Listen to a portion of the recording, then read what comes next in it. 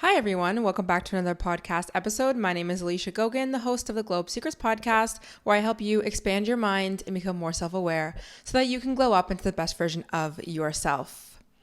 If you're watching on YouTube, I am in my new podcasting space. I feel like I want to call it a studio, but it's not a studio yet, but it will be. I am so excited to be in a new space. If you guys did not know, you guys don't watch my YouTube or follow me on Instagram, I finally got my condo. And that's what we're going to talk about in this episode. We're going to do a whole story time. It's going to be very lengthy, okay? So just know that. I feel like you guys know that about me and my content in general, and that is why I'm a long form girly. I do go on rants. I do talk about a million things. But this is the outlet to do it. So I want to talk about, obviously, the process of me getting this place and some of the lessons and the things that I learned and how I think everything was so connected to allow me to be in this specific place, because I always think that everything works out and happens for a reason. Okay, so let's bring it back, because you know me, we're always bringing it back. This time last year, I decided to leave a job that was like a salary job. I was working as a health and wellness consultant at a tech company because I realized that that was not where I wanted to continue to pursue my career. And at that time, I was also working a part-time job as a server/bartender, which I had had for many years. I took a break when I had my nerve pain and also the pandemic, but I've always had that job and I needed it because, quite frankly, the job that I was at wasn't really paying me enough. So this time last year is when I decided I'm going to leave. And when I realized that I was living in an area, I feel like a lot of you might not know, it's called Markham, but it was outside of Toronto, and it's a great area. It reminds me a lot of my hometown, which is Barrie, and it's very family friendly. But there was just I wasn't doing much. I didn't really have a life. Now, why it worked and why I was there to begin with was because I went to school before I even got my job and serving and my actual salary job as well. And so that's why I stationed there basically. And as I was going to school and working, I didn't really have much of a life. So I didn't feel the pull to go move downtown or figure out where I really wanted to live. But I didn't have that many friends there other than just work friends. And I didn't have any of my family there. And any time that I did go out, it was always going downtown Toronto. So when I decided to leave my job, I no longer needed to be in Markham anymore. So I was considering, okay, well, I'm making more money now being a bartender/server full time, which is still insane to me that I was making more money doing that than working a apparently safe salary job. No shade to that. That was a whole experience and it was great. But I was like, okay, let me consider moving, because the apartment that I was living at was a great rent price. I think it was like $1,300 and it was really big. It was a 1-bedroom with a living room. It was great. But there was a guy that was living above me and he was so freaking loud. It was like an older building. It wasn't a new condo. It wasn't even a condo. And it was just, it came to a point, this is going to be a theme of my whole life, is it came to a point where I needed to leave for two reasons. One, because I realized I didn't need to be in Markham and I was outgrowing it and I didn't really have a life. And after the pandemic, everything opened up. I was like, I want a life. I want to do things. But also, the living situation was ridiculous. I couldn't sleep. There was a guy who was just way too loud above me all the time. There was nothing I could really do. So I was like, okay, you know what? Let me consider moving. At this point, I didn't really think about living downtown Toronto. I never really had a pull to live downtown Toronto because for me personally, I'm more of a suburb girly. I was raised in a hometown where it wasn't a big city. And I also like to go on walks and just have space around me and not feel like I'm living in a concrete jungle. So at that point, I wasn't really thinking of living downtown. And on top of that, I was still serving and working in Markham, but I still had a lot more flexibility. So I was like, you know what, let me look around and see if I could maybe live a little bit closer to the city. Because that way, I have a car, I can drive to work, but I don't need to be in Markham and I can be closer to downtown. And if some of you guys don't know, North York is basically kind of like a middle ground. You're with traffic. Unfortunately, it is like, it can be 50 minutes away from the city, even though if there was no traffic, it could be like 20-minute drive, but that really is never a thing because there's always traffic.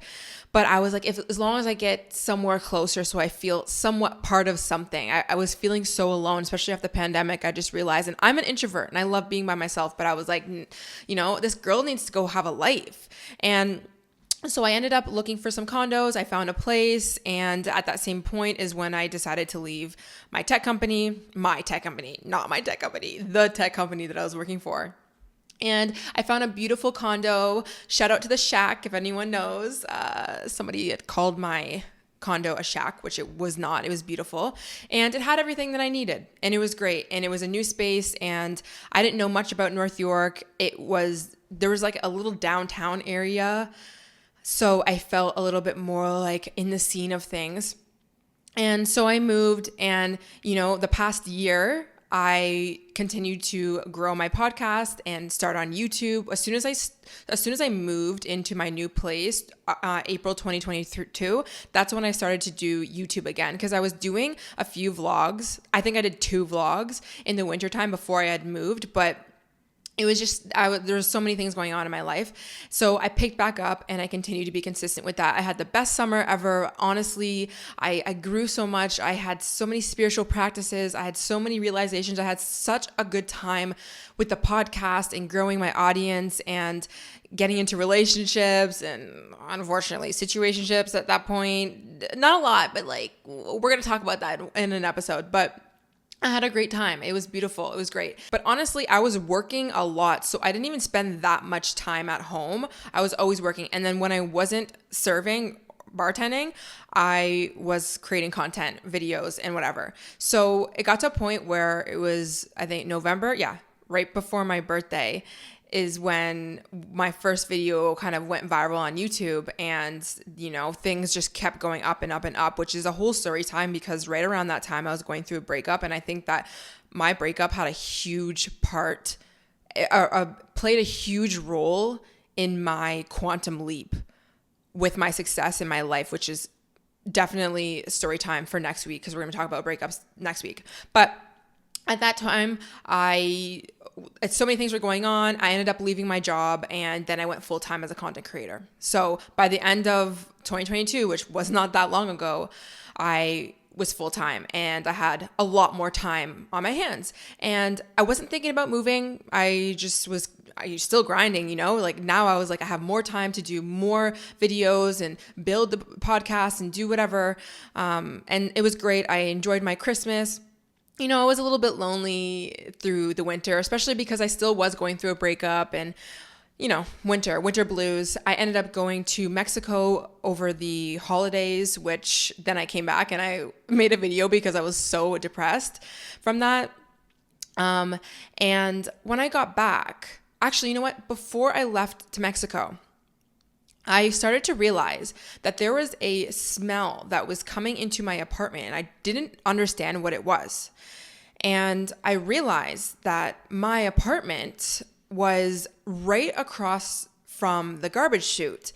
And the thing that I didn't understand was when I went out into the hallway, it didn't smell. But in my apartment, it smelled. And I was like, okay, what? And then I would open the garbage chute, and it smelled the same smell that I was smelling in my apartment. And then I put 2 and 2 together, and I realized that there was a draft, the way that my condo was positioned, right across from the garbage chute. And because anytime I opened my door, like my balcony door, it was even worse. It would bring the smell into my apartment, which was insane, because as soon as I walked out of my apartment, I actually wouldn't even smell it in the hallway. And so I was like, what? This is, first of all, disgusting. I remember the first time, this was maybe a few weeks after I had left my job, maybe a week after I left my job and I went full-time as a content creator. I was finally deep cleaning my apartment because I had time, because I was grinding. And I remember after I was done cleaning my apartment, I started smelling this smell, and I started getting a headache. It was so bad, and I couldn't understand. And then I made the correlation, and I was like, what? I never smelt this whole entire half the year that I was living here. It's so weird. And it is a new condo, but I was like, what is going on here? And the unfortunate part is when I opened the garbage disposal, there was no garbage sitting out there. It wasn't gross, like it was all clean, but it was the draft that was pulling things up and in. So I was like, okay, this is an issue. I called concierge. I let them know. They said they would send cleaners, whatever. And then it kept happening and happening. And I started to realize, I don't think no matter what cleaner comes, it's not going to fix the fact that there's a draft coming through. And I can't even open my door when it does smell because it actually makes the draft worse. So I was starting to get really, really annoyed. I ended up leaving to go to Mexico, came back, and I was still experiencing the same thing. And at that point, I was sending emails back and forth. I'm like, this is literally not livable. It's not livable. I couldn't even go in. I couldn't sit in my living room. I had 2 glass doors, which you would see in the background of a lot of my podcast episodes and even my YouTube, where that was the only space. For some reason, I wasn't able to smell it. Thank God. But there was times where I was literally like breaking down, crying, sending my best friend voice notes, so annoyed because it was my own space and I couldn't get out of it. And it smelled so disgusting. And so back and forth, they said that they were going to try and fix it, whatever. And at this point, I'm like, there's not much fixing that. So after, simultaneously this garbage thing was happening. It didn't happen every single day, but it happened a few times out of the week. And I was getting really frustrated. I started to realize I have so much time on my hands. I no longer need to be in North York anymore. I don't have a life here. If I'm being honest, North York, there is a very, very big Asian community. There's a very big Persian community, which love them, literally love all of them. And again, it's not to say that they were nobody that looked like me or no one that was my age or, we're into the same things, because there was absolutely not. But it was literally like, that was the biggest type of like community that was around there. And I felt a little disconnected. I felt like when I would go out to any restaurants, majority of them were like Chinese restaurants or Asian restaurants, Asian cuisine, Japanese, whatever, which is amazing. Love it. There was bomb food. Literally bomb food, but I felt very disconnected. I felt like I couldn't go out of my apartment and, maybe like go to a coffee shop or go to a place where I felt like I was in the mix. And on top of the garbage thing, I realized I think that I'm outgrowing this place at this point, and I think that this garbage situation is a sign from the universe. And I know it sounds a little bit cheesy, but I think it's a sign from the universe for me to really reconsider if I'm going to sign this lease again. Because for one, I feel like this place is unlivable. And for two, maybe it's time to go, because I don't need to be in North York anymore. I don't need to be here. So I sat on it for a little while and I was like, listen, I don't need to be here. I think it's time that come April, when my lease expires, I'm going to leave. And cue the search for condo hunting in Toronto. So I made this decision January, February, March. Yeah, I made this decision probably January that I was going to leave. And I had to give my landlord 60 days notice. That's just kind of standard unless you're doing month to month. But I wasn't, so because I was still in my lease. So I had a lot of time before I was even going to be able to go look at condos, because if you don't know, the condo market in Toronto and most places, I feel they come and go very, very quickly. So, like it could be 2 weeks left of the month and you still haven't gotten a condo, but then one will go out in the market and you'll go look at it and apply and then you get it. Like it's very quick. So there was no condos or units on the market for April 1st, because that's what I was looking for around January. But I decided to start looking at all of the condos, all the areas in which I would want to live, because I didn't really know where I wanted to live downtown. If you don't know, like there's so many different ends. There's the West End, there's the East End, like there's Midtown. My cousin lives in Midtown. I had spent a lot of time in the East End of Toronto. I didn't spend too much in the West, but I have some friends there too. Like I kind of knew, but I didn't really know. So anyways, I was looking for condos, areas, everything. I was literally searching every building, seeing what amenities they had, the layouts, everything, because I realized, you know what? I know that I'm going to be spending more money a month for my rent, and I'm going to make sure it's damn worth it. I'm going to get every single thing that I want. The condo that I had just moved from, it had a gym, but it didn't have anything. So I needed to get a gym membership. Didn't have a pool, didn't have a rooftop deck, whatever, which Granted, I wasn't looking for that when I moved anyways, and it served a purpose and it was great. It was $2,000 with a locker and parking, which was a good price, and it was brand new. It worked. So I wasn't like mad about that, but I realized, I want to have a good gym and I want to work out at my condo and I want to have the rooftop deck and I want to do all of these things if I'm going to spend money. So there was things that I was looking for and I was being very particular with these things. And some of the things I was looking for now were going to be a little bit different. So I was looking for a 2-bedroom place. It was either a 1-bedroom plus den or 2 bedrooms. I wanted a second space so that I could have the space that I have right now for the podcast, for creative, working from home. Like I needed a space. That is one thing that my old condo, I just felt like I was living in a box, living in a shack, let's say, but I honestly wasn't. Like it had enough room for me. It honestly did. But with the goals that I have for my business, I wanted a second room. So I knew that needed to be a thing, which meant my budget was going to need to change a little bit because the prices in Toronto, they're expensive, especially when you're getting a second room, which I knew and I was prepared to pay because of, how much I'm making. I was able to do it. I'm able to do it. And originally I wasn't looking for a corner unit. I didn't really think too much about that, but I was very interested in finding a place that had a lot of lighting. And that is why I was looking for a 2-bedroom or a 1+ den with a window, because I need natural lighting so that I can film. And so I wasn't really thinking of a corner unit, but then I started to look at them and I was like, damn, like that would give me more lighting. And that's more of a materialistic, more egotistical thing, but I kind of had that in the back of my head. But I want to note one thing here. I knew that there might be an issue when it came to moving, when it was time to actually put in the applications, because I am a content creator. Many people don't understand what this job is, even though on paper I show how much money I'm making from Google, how much money I'm making from brand deals. It's still, when people look at that, it's not that they don't trust it. It's sometimes more of like, okay, well, is it going to be consistent? The same thing goes with if you're a freelancer or you're working for yourself, you're an entrepreneur. Sometimes some people are like iffy about it. And the biggest reason why people were iffy about it, honestly, was because my income was only this for the past like 4 to 5 months. Although the past year I've been doing brand work, but it's been, this month here and that month here, even though it's been lump sums of money and it's literally like way over a salary, some of these deals, but doesn't matter. Some people are very old school. So I had a feeling that this might have been an issue. But on top of that, I knew that I'm able to create the life that I want. And there is a way, I don't even want to say a way around it, but there's ways that we can make this work. And, nothing in life is perfect. And on top of that, I have amazing track record with obviously landlords and jobs. Everything's consistent. No matter how much money I'm making, it's consistent. I have a credit score of damn near 900. Like, I'm a very responsible person.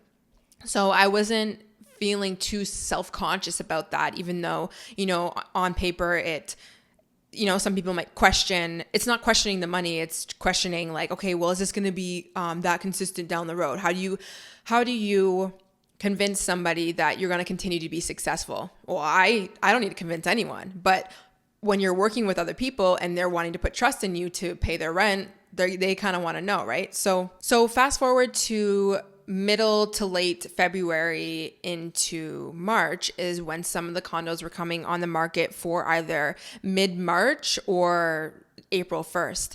And, I'm happy that I spent a lot of time looking at all of these different condos and different sides of town and things, because when it was ready, this is what I wanted to do for myself. I knew when the condos came on the market, I wanted to be able to kind of jump in a way, not quickly, but I wanted to be able to go see it and kind of feel like this was the right place because I already knew what was out there. So I was very familiar with all the different condos. So when I found something, it was kind of like, okay, I know that I'm not like, oh, well, what if there's another one or what if da. So, it didn't really work like that, but still I kind of had that in my head. So a condo came onto the market and I looked at it and it was perfect, or I thought it was perfect. It was $2,850, which was a great price for my budget.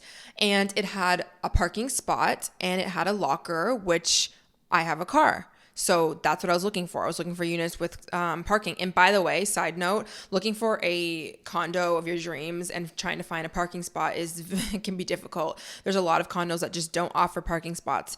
But of course, I was looking for that. So it had 2 bedrooms. It was a corner. It was basically a corner unit. It had like half of a corner, but it was beautiful. Like, it had enough lighting. Both of the bedrooms were great sizes, and it had windows, and the kitchen was beautiful. It was like all white. It had an island, which I loved. Everything. It's just amazing. They had a rooftop pool, which is amazing. They had a gym that had everything. I was looking for a gym that had barbells and like free weights, not just machines, because because that's how I work out. I don't just use machines. And I feel like it's a cop out for most condos to only have machines. Like, I'm already paying enough a month, and you're going to tell me that I still need to go to a Good Life or an LA? Like, get out of here.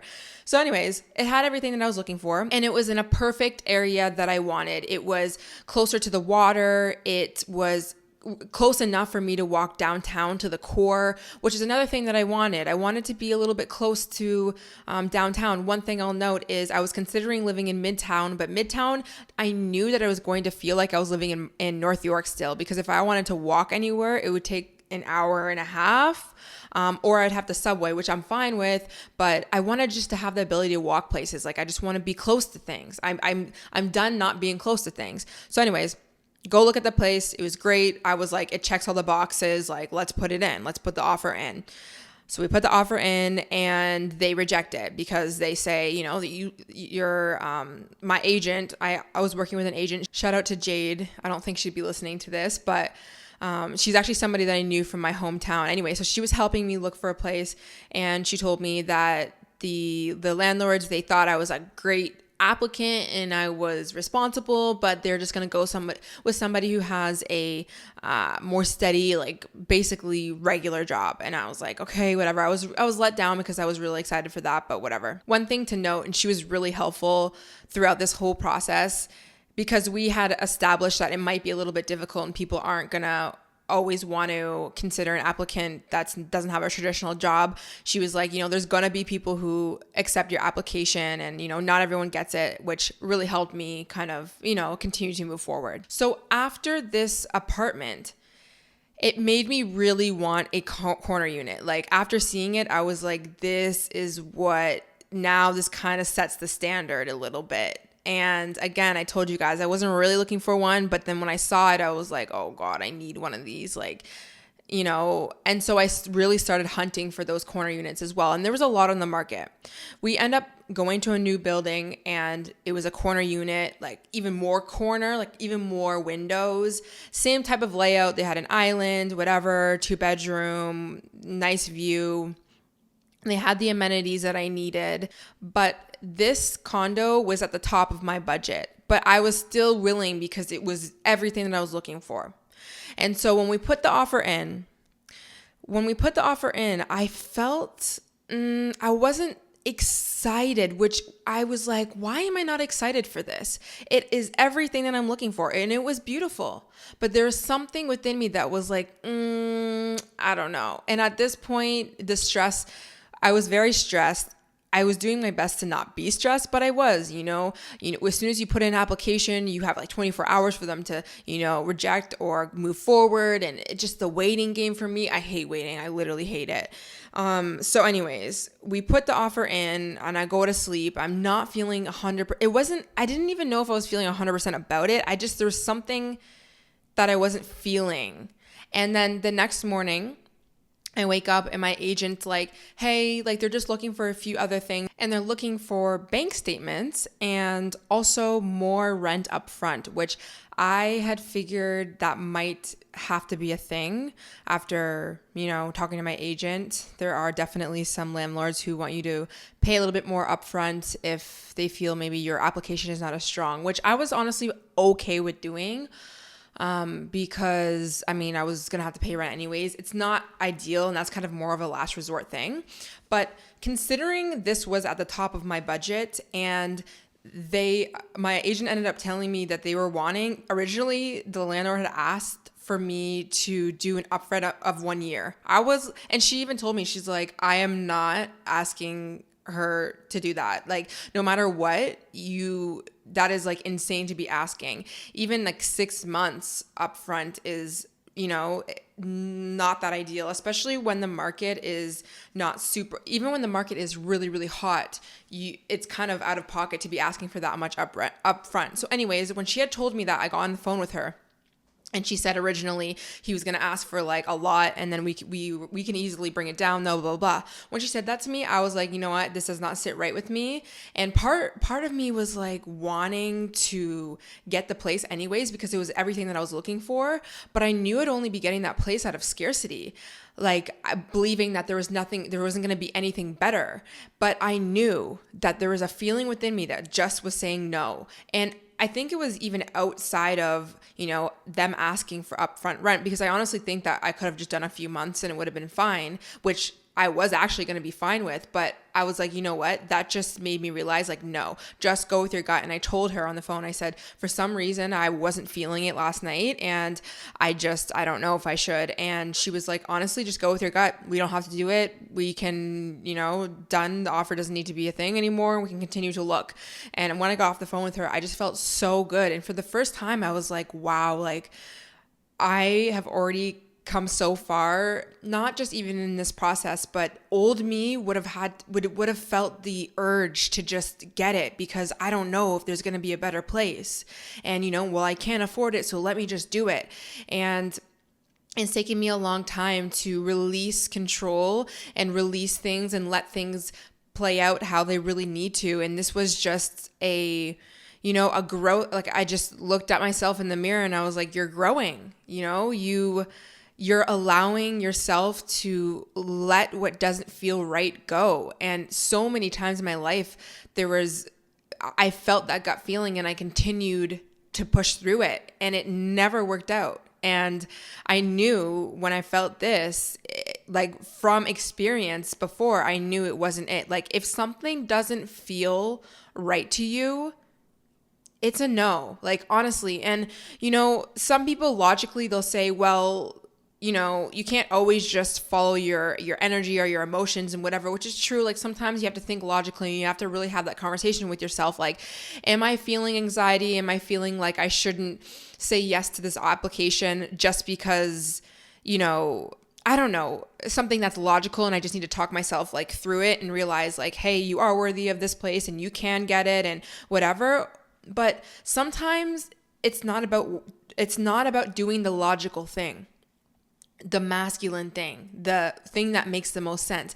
Sometimes it's trusting and following your feminine, your emotions, the gut feeling, the spiritual side of yourself that says, something's off. And we don't know what's off. And I feel like sometimes when we're too much in our masculine energy, we will override that feeling and we'll tell ourselves, well, the gut feeling it's not logical and doesn't make sense, so I can't follow that. And I need to move into the logical, and I need to get this because I can do it, X, Y, and Z. But there's something that is so unique to that feminine, to that gut feeling, which both men and women have that. But I find a lot of women can tap into that a lot if we actually trust it and we allow ourselves to. And it brings us into the right place. And let me tell you, that was the best decision for me to not go to that place because of where I'm at right now. But we're not there yet. We have a few other things that played into why I got here as well. So I just want to note that was the first, big realization in this story for me, this process of being like, trust your gut, trust yourself. Trust the feeling even when you can't fully 1000% make sense of it. And another thing to note here that I was trying to tell myself, like have this conversation with myself about, should I say yes or should I say no? If I knew that if I said yes to this condo, it was a place of, I was saying yes from anxiety. I was feeling a lot of anxiety. I was feeling rushed. I was feeling like everything was moving too quickly. And when you feel that, when you take action from that place, when you make a decision from that place, it's my personal opinion that it's not the right decision. It shouldn't feel like there's anxiety and there's force and there's like pressure to go. That's not, in my opinion, not the way to go. But again, we do things out of scarcity. We get confused. And at the end of the day, sometimes we have to make those decisions. I've made many of those decisions based out of fear, scarcity, but just know when you, or I guess maybe this can help you when you want to know if you're making a decision out of scarcity or just maybe like an old limiting belief that's kind of coming up is, do I feel anxiety? Do I feel rushed? Do I feel like I have to do this or not, or it's going to be taken away? Then it's probably out of scarcity. Same thing goes with when you're shopping, right? And you see somebody talk about a book and you think it's going to change your life. And then you tell yourself, I need to get it and I need to get it now. And you're like rushing and you're checking out and everything's so chaotic and very stressful. Then it's like, maybe that's not the right decision for you right now. Why do we need to rush? And when I do that, when I apply that reasoning, logical reasoning, I think it's quite logical, thinking about things that way, when I actually fall back and I see things for what it is, I end up realizing, yeah, it was the right decision to fall back. I didn't actually need that book right now because truthfully, I don't end up reading the book when I actually get it out of scarcity like that. I don't have the time. But in the moment, I'm just so focused on oh my God, I need this book because it has the answer and it needs to fix my life right now. It's very scarcity. It's just, yeah, I don't know. So anyways, when that didn't happen, I felt very, very good. But then I was also like, okay, now I got to look again. So this is the time where I start to have a lot of self-doubt, question what I'm looking for and why I'm looking for it. I had a few people in my life that were, advising me as well and having conversations with me about looking for places, and all from love, all from support. But no matter what, when you have people in your ears, they're naturally going to project on you what they think is best for you. And sometimes they do know what's best for you. But at the end of the day, you have to be the one that makes that decision and you know what feels the best to you. So I started questioning, do I really need a corner unit?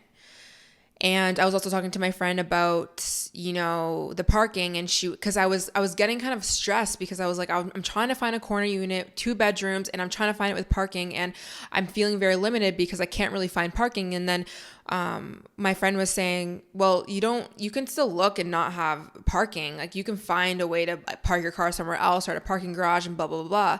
And so when she was saying that, at first I was having resistance because because it felt scary to me to look for a place without a parking spot, because naturally I like to control, I like to fix, I want everything set up exactly the way that it is. And for me to feel like I have to figure out how I'm going to park my car downtown Toronto if I don't have my own parking spot stressed me out, and I didn't want to do it. But I knew that it was good to take in consideration what she was saying and I could trust her. And so I was like, okay, you know what? Maybe I could consider doing that. And I started asking questions about, okay, well, what would it look like if I had to find a parking spot and it didn't have in my condo? And I was getting, different advice and all of that kind of stuff. And then I came to the realization that maybe I should consider selling my car. Now, wasn't just like off the whim, oh, let me just sell my car now because somebody said you don't need a parking thing. But I had considered the idea of just maybe selling my car when I thought about moving in January. But then honestly, out of pure convenience and I didn't want to stress myself out, I was going to keep my car and just find a parking spot because I knew I could afford it. And I was just it was just out of laziness and me not wanting to challenge myself. And I was thinking about how I'm going to sell my car and I don't know anything about cars and whatever. So I was like, I basically told myself, you're going to keep the car, which in hindsight, it's like, you don't keep an expensive car. It wasn't that expensive, but you don't keep an extra expensive. You don't need it just because you don't know how to sell a car. Like, come on, like you go ask somebody, you get the help. So anyways, when she was saying, when we're getting in the, the vibes of should we do the parking spot, whatever, I was like, you know what? Maybe it is time for me to be real with myself and maybe I should sell my car because listen, what I know about myself is when I go out anywhere downtown Toronto, I don't want to drive. I don't want to drive because sometimes if I go out, I'm having a drink, so I'm not drinking and driving. Secondly, if I'm in close proximity to anywhere downtown, it's a little silly for me to drive and then go park my car and first of all, drive in traffic and then park my car somewhere where it's going to cost $20 just to come back. Like I know myself, I knew no matter where I would go, if I needed to, if it wasn't walking distance or if it was late at night, I would Uber. I do it all the time. And so I was just being rational with myself, bringing that masculine energy back into my reality and being like, Alicia, Even if you have your car down here, you're not even going to use it. You barely even use it now when you live in North York. What makes you think you're going to use it anymore? You're going to use it less, and you're going to use it less because now you're walking distance to most things. And I'm a walker. I love to walk. I love a good hot girl walk. So I was like, no, you need to decide to sell this car. And as I was thinking about that, a place came on the market at the same building, actually, that I had originally looked at, the first one, that I was kind of like, my heart was kind of like pulled to this one place. It just felt, when you feel the vibes of a certain place and you feel comfortable there. So anyways, a unit came up on the market, and I was able to click on it and look at it because it said no parking, but I no longer had that barrier because I was deciding that I was going to let go of this car. I wasn't 100%, but at this point I was like, all right, let me just see what's out there now that I don't need to look for a parking spot. And of course, there's going to be so many more units that I can look at. So I find this unit, and it had a 1-bedroom and a den, but the den was in front of the bedroom and it had a window. So I was like, okay, that works. Like, I'm fine with that. If I need to, maybe it's not a second room, but as long as I have the window and I have some lighting and whatever.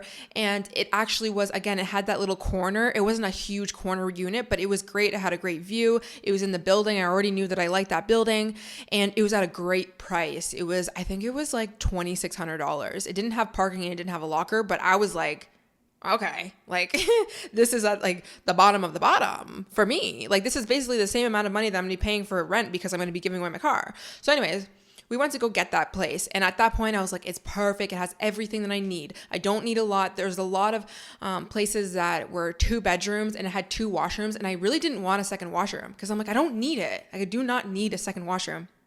So we put in the application. I decided I don't need my car. And I get rejected from this application. And at this point, I broke down and cried because I was thinking a few things. I was like, I took away some of the barriers, I fell back a little bit on what I was looking for. I put my ego aside. And on top of that, I decided that I was going to be selling my car, and this place was not that expensive. So also, I was thinking, like, if I can't get this place, like, how am I going to get another place? Like, is it really that? I couldn't believe it. And so I broke down and cried because I was really let down, and I thought that I was going to get that. And, my agent was like, it's fine. Like, there's just going to be some landlords who just don't want to accept it, especially if you're putting in an application at the same time as someone else. And so I mourned that loss. I let myself, and this is one thing I want to note as well. Even though in hindsight, it wasn't a big deal, it was a big deal. It was a big deal for a lot of reasons, and I felt my emotions. And naturally, I would tell myself to not be upset and push my feelings away. But knowing what I know now and being in this healing era, and you guys know me, I'm very much so about embracing our emotions. So I was like, you know what? I'm going to let myself cry. I'm going to let myself feel disappointment. I'm going to let myself feel scared and confused and everything. I let myself feel every single thing. And the quicker that I did that, the easier it was for me to actually get back up. So that's one thing to note about anything. Let yourself feel. Because if you don't let yourself feel, you're going to keep these emotions in, and then everything is going to start piling up, and then you're going to have this huge outburst, and it's going to take days and days and days for you to get over. And I knew that about myself. So I was like, let myself cry. Well, don't think about condos. Let's not look at them right now, and just like have a night to yourself. And then the next day I woke up, I felt still a little bit disappointment, but I was like, you know what? Rejection is redirection. Let's keep going. Let's keep looking. And so I think a few days passed, and at this point I was feeling a little jaded. I'm not going to lie, because at this point when I got rejected, I had another conversation with somebody in my life, and they were basically questioning why it was I was looking for a 2-bedroom. And she was coming from a very, very logical, smart place. But it felt like, I already felt crappy enough about feeling so much rejection and just very confused and stressed in this limbo. And I'm somebody who wants to know what's happening. And because I was in this state, when she was saying certain things to me, I just felt like, I felt like maybe she wasn't getting in my head. But that one comment got in my head because I was like, well, maybe am I asking for too much? Am I asking for too much? And then I was at crossroads because I know, knowing me, you guys know me. Like, I have confidence in myself. I know what I'm worthy of. First of all, or second, third of all, I have the money and the resources and the work ethic to continue to move forward and actually get the place that I want. So it's like when I was hearing, okay, well, why are you basically it's like you're wanting too much type thing. And I was like, am I wanting too much, or do I just know my worth at this point? It's like, I want a second place. I'm not going to budge on a second place. And then at this point I was thinking, because she had mentioned, well, maybe you just do like a 1-bedroom and you do that for a year and you build up your income and blah, blah, blah. And I get that. It's very logical. But I was like, I have done that. I've been working since I was young. I feel like it was less to do with my ego, even though on the outside it looked like it was my ego talking. And I think that's why she had said that comment, because she was like, well, why do you need this? Or why do you need it at this price or whatever? But for me, it was just so important that my environment is the most important thing. My environment is the most money that I'll ever spend on anything is my environment.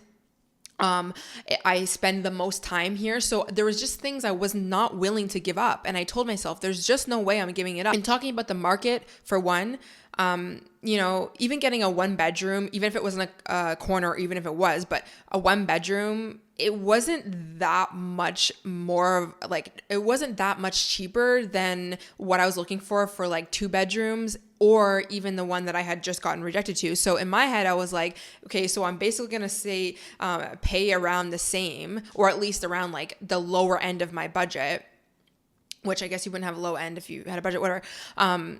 But for a place that I don't love, like, I'm not doing that. I literally, at this point, I was getting so irritated that I was like, you know what?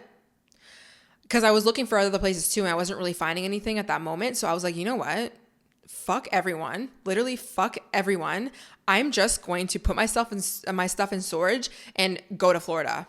Because I just can't, because at this point I am not going to be putting my hard-earned money in a place that I don't love. I just won't do it.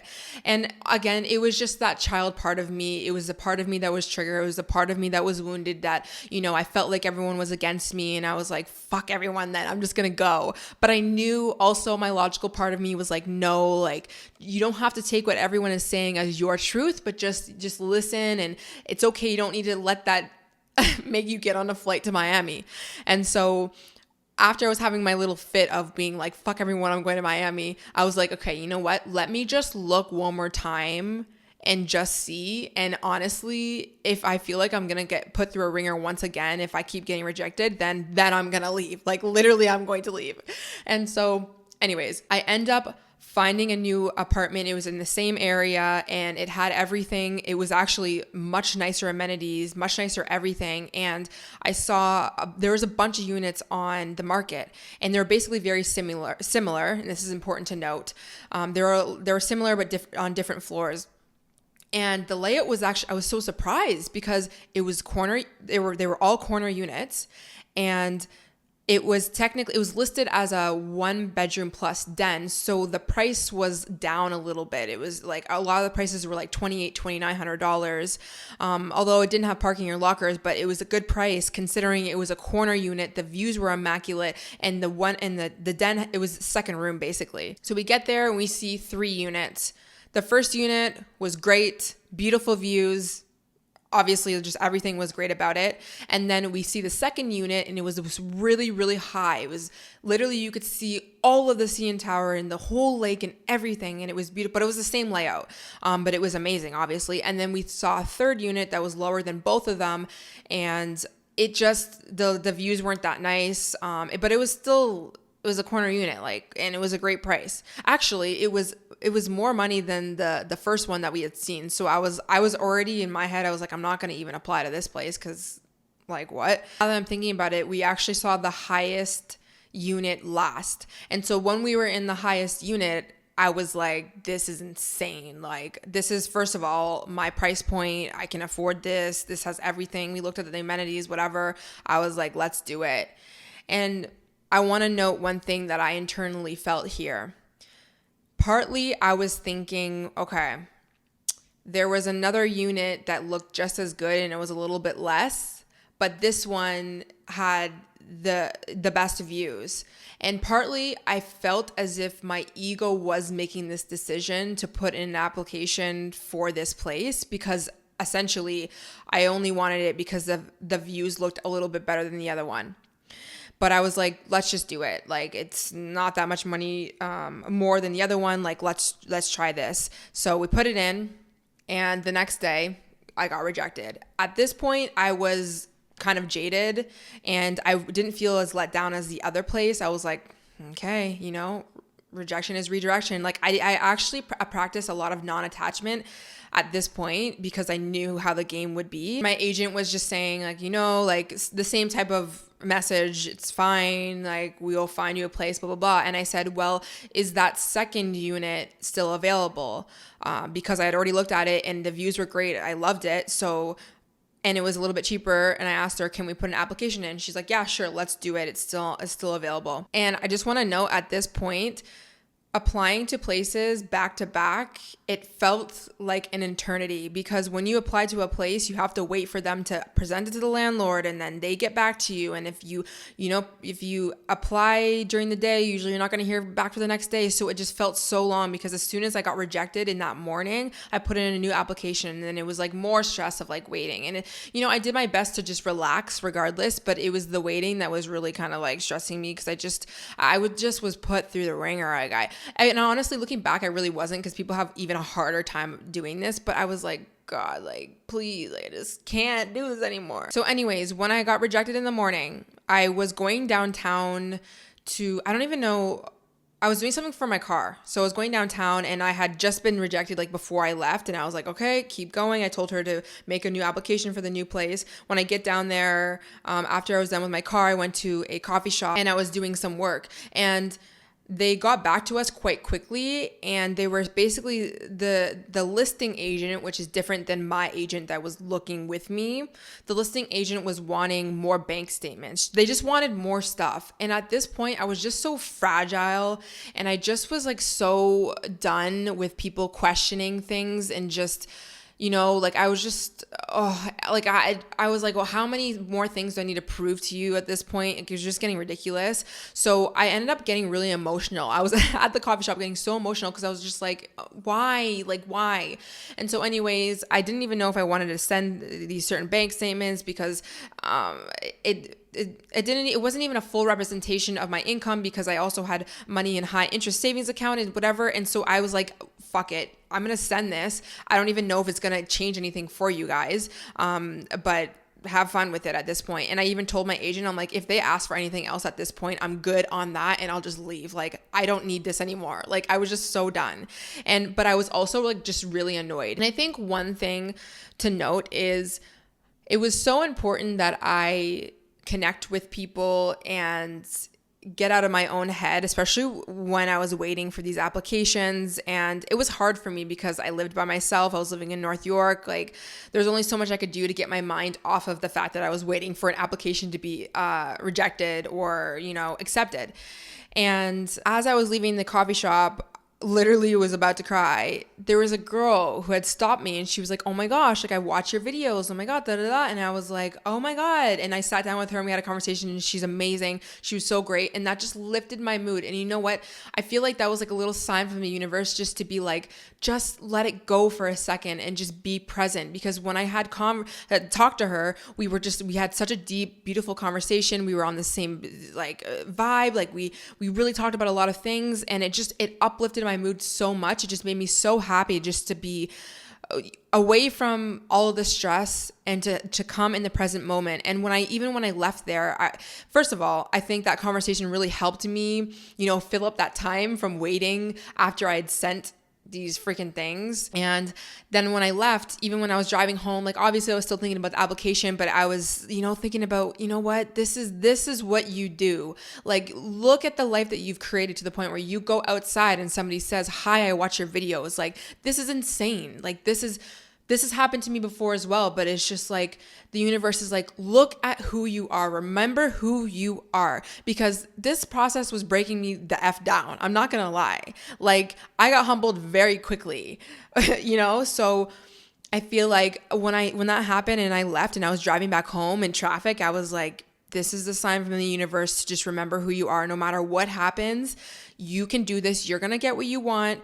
You're worthy of these things. Like, you're doing the best. Because another thing that I was thinking about is like, I have this inferiority complex sometimes, no matter how good that I'm doing, no matter how much money I'm making, how many like lives I'm changing. I always feel like I should have, been doing more at this time, at this age. And I've worked through those, but they'll come up, they'll creep up into your mind when you're doing something that it really requires you to have as much self-worth as you possibly can.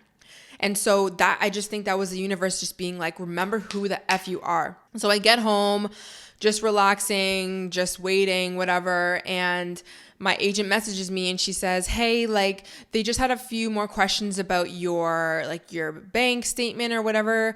I'm trying to explain to the landlord, but they just don't really understand. They're just wondering if you could talk to them.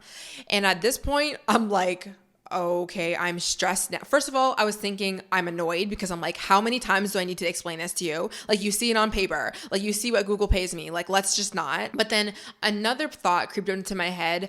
Like, when people want to like talk to me about something and I have to like almost prove myself in a way, it brings up these feelings of like childhood, of when I would be in trouble for something. It was like, I felt like I was in trouble, which was insane because there's nothing for me to be in trouble. Like, there wasn't, but it's just like, those are the feelings that came up. And so naturally I didn't want to do it. Right.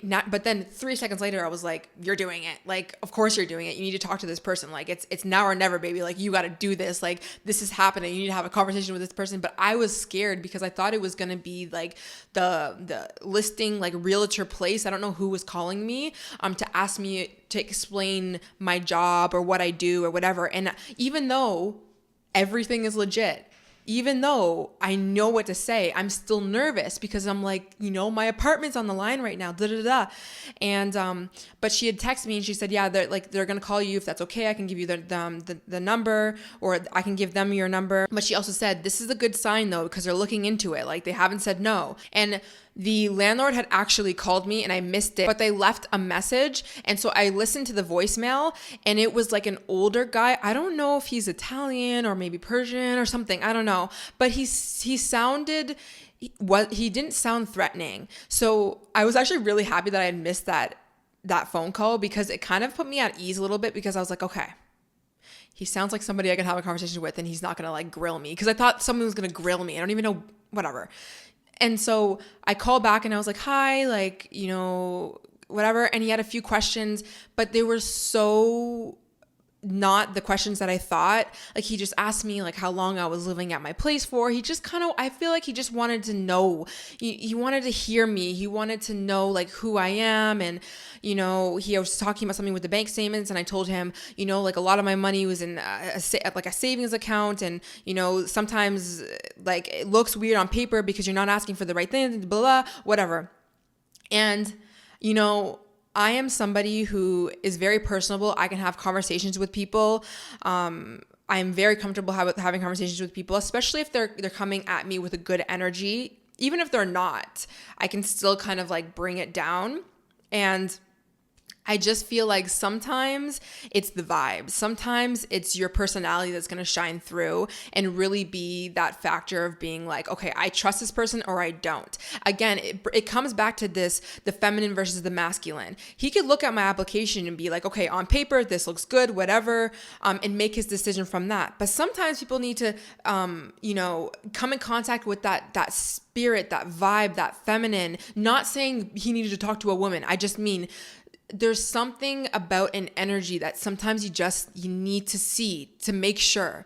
And I think that that's really what it was. Again, I'm not speaking on his behalf. I don't really know, but considering the conversation we had, it was really just the vibes. So at the end of the conversation, he's like, yeah, you know what? Like, I think, you seem great. And I'll tell my listing agent to go ahead with it. And I was like, thank you so much. Like, the place is so beautiful. Got off the phone and I was like, I fucking did that. Like, I fucking did that. Like, I was the determining factor. Like, if I didn't get on that call and really solidified my worth and not even explain myself, but, set it straight and be who I am, that wouldn't have been a thing. Now, a few things I want to note here.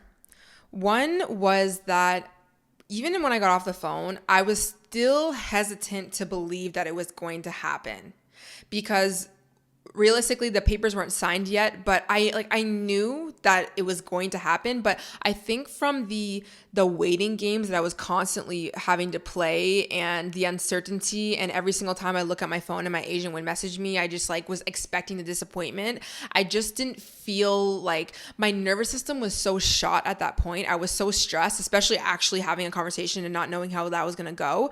But the past week, I was just so stressed that I wasn't really fully able to sit and be so excited about it. And that's one thing I want to talk about is, when things come into your life and things work out, if you have come from a foundation of believing that maybe you're not worthy or you've been second guessing yourself, you might feel like it's not real, it's not happening. You might second guess yourself. And I started to witness myself doing that and not waiting. And I kept telling myself okay, and once the papers are signed, or once I get the movers, and once I get this and that, then it's going to feel real, blah, blah, blah. And I had to coach myself through that time and be like, you are worthy. It's happening. You have these old thoughts that are coming up right now, mainly from the trauma that you were going through for the past few weeks of constantly getting rejected. But even, these emotions are very, very deep and very old, and they're coming up into the surface right now. And you feel the self-doubt, but it's not your circumstance anymore. This is an old story, an old belief, an old feeling.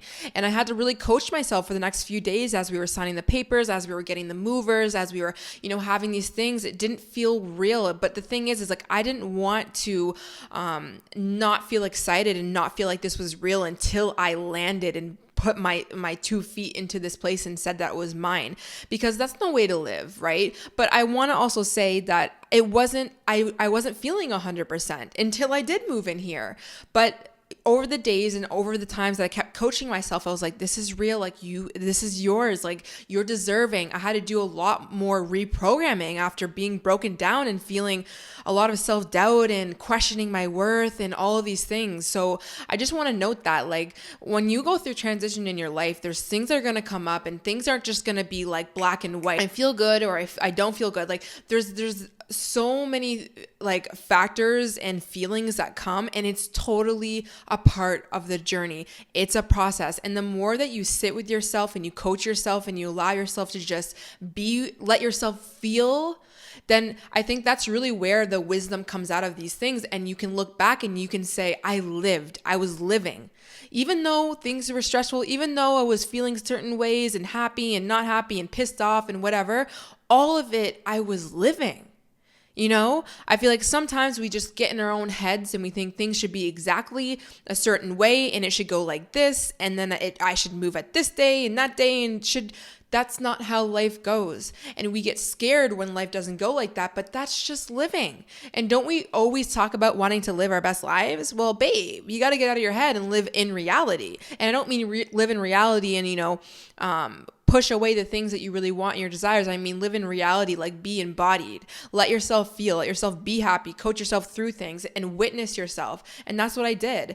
And I mean, what a beautiful experience that I didn't even think that I was going to go on. I didn't know I was going to go on this much of a roller coaster, but I was going on it because I was allowing myself to, and I knew it was important that I let myself go through these feelings, let myself feel the self-doubt, work through the self-doubt, because if I'm getting triggered, if I'm feeling self-doubt, there's obviously some sort of insecurity that's residing within me that maybe I still need to work on. Maybe I still need to tell myself that you are worthy, even though logically I know that I'm worthy, I have the money, I am successful, I believe that I'm going to be continuously being successful. There's obviously still a part of me, that subconscious inner child part of me, that thinks, really don't know, not sure. And then something comes into your life. The universe brings you something, and the universe wants to ask you, do you really believe yourself?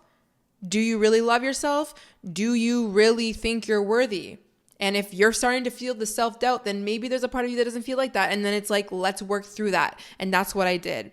Another thing I want to know, the timeline of how everything worked out in terms of getting rejected and, my gut feeling, and then getting rid of the car. It made sense why those things needed to happen. It made sense why I had the gut feeling, because listen, the place that I have now is much cheaper than that one place where I was the one that rejected them.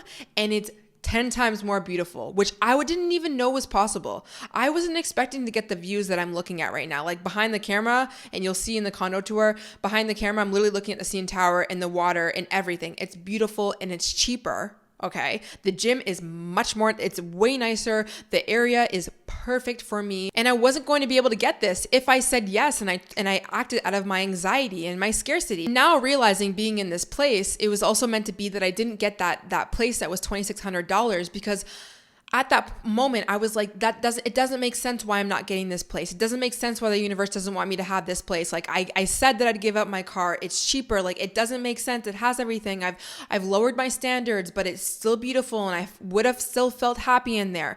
That place was meant for me to decide to get rid of my car. That's what it was. Because truthfully, when I was considering selling my car or not, the deciding factor was when I saw that beautiful place. And then I was like, okay, I can give up my car for that. And I decided to like get it moving and talking to people about selling my car. So that's all that place was. Everything that was like all the moving parts, they were here for a reason. And now I'm in a place which is absolutely perfect for me.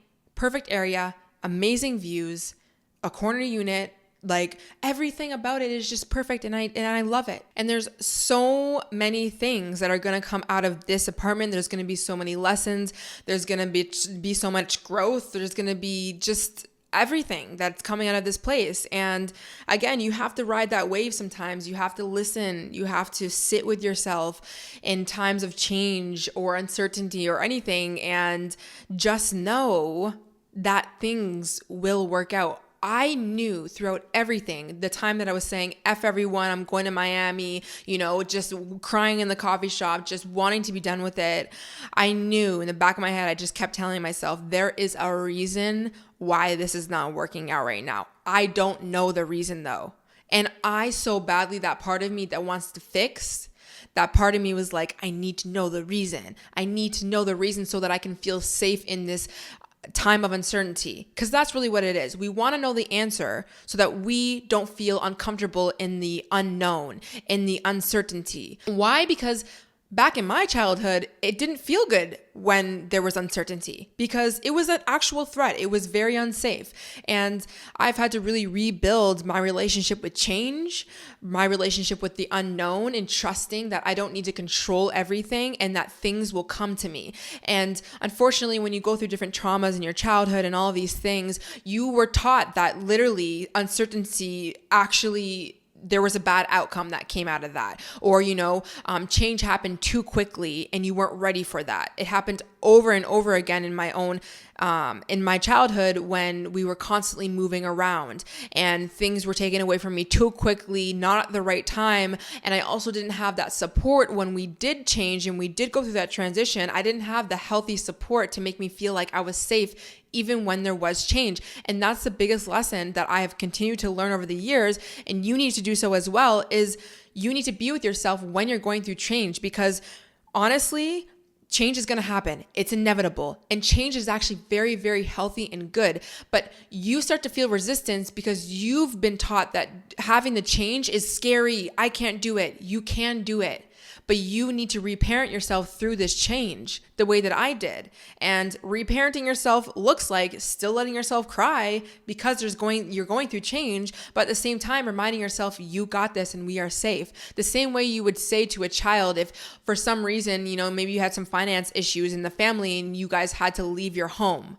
You'd want to make sure that your child felt like it was still safe, that we're still going to be, putting you in a good school and you're going to make new friends and you're going to be happy and all your toys are going to be there and everything is going to be exactly where it needs to be. Unfortunately, a lot of us don't have that. A lot of us be told you're evicted, go, we need to go, whatever, and we'll figure it out when we get there. That's chaotic. So I say all that to say, embrace change. Change is amazing. And I'm excited to be here and continue to create. So I hope you guys enjoyed that story time. You guys know that was a long one, but I really wanted to just kind of, I don't know. I feel like even when I edit this back again, it's going to be nice to just have this story time for myself the same way I did even when I moved into my older condo. I had a little story time on my podcast a while back, but I'm excited to do so much in this apartment. Like I said, I'm excited to live my life in the city.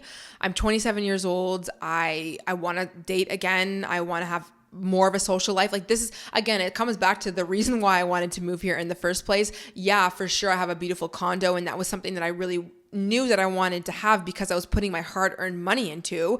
But that aside, I want to live my life. This is the year to get out. I've worked so hard, and I've through the pandemic, like we all have. The pandemic was so disconnecting for everyone. I went through so many health issues. I was grinding. I was doing so much. I was so introverted in a good way, but I went through so much healing, and it's just time for me to live my life.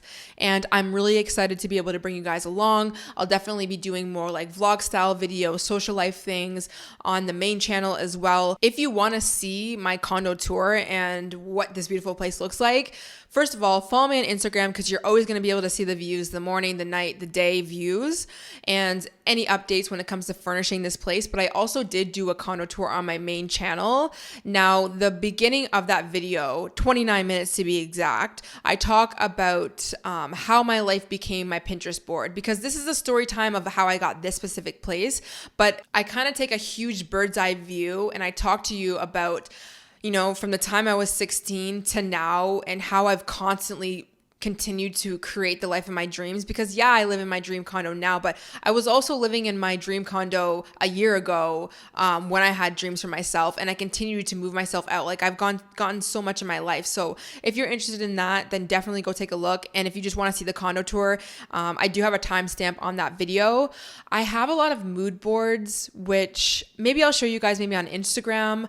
I want to take my time getting the proper pieces. I don't want to rush myself. It goes back to the rushing myself when I was thinking about, should I get that apartment or should I not? I don't want to feel anxiety. I don't want to feel like I need to just add everything to the cart and get everything furnished. I want to take my time, look for pieces that are beautiful, make this room amazing for the podcast, because this is going to be the room for the podcast, honestly. I was thinking, if you're looking, this is only going to be if you're watching on YouTube, like the corner here, I want to have like a nice comfy chair for me to sit and maybe some artwork. I'll have to figure it out. It's going to be the summer of a lot of things. And of course, with, it is the first day of spring, by the way, which is amazing. Love that.